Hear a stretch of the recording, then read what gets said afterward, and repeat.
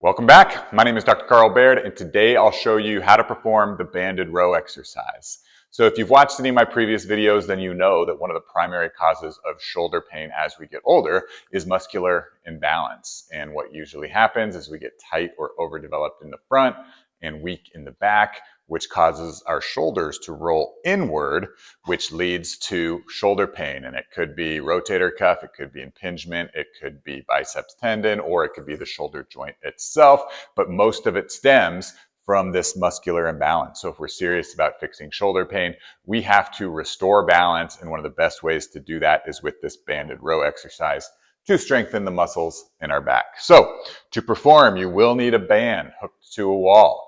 The first thing that you have to pay attention to is the height of the band. So I like to start my band a little bit lower. I'll use my belly button as a reference. Sometimes people will hook it too high, and what that leads to as they row is they kind of do these shoulder hiking as well, which again, we want to focus on bringing our shoulders down. So that's why I like this lower position. Next is the grip.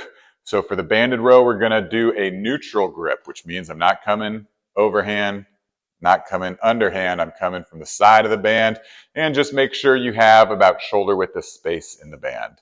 From there, you can take a step back to develop tension, slight bend in the knees, and pull straight back. So again, I'm using my belly button as a reference.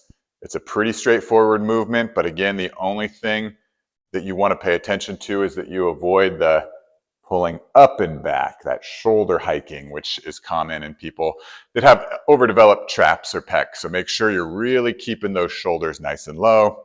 And if you want to get a little extra work, when you get to your belly button, squeeze those shoulder blades together to get that extra activation in those muscles that are between your shoulder blades so that we can work on holding your shoulders up and down for less shoulder pain as you get older.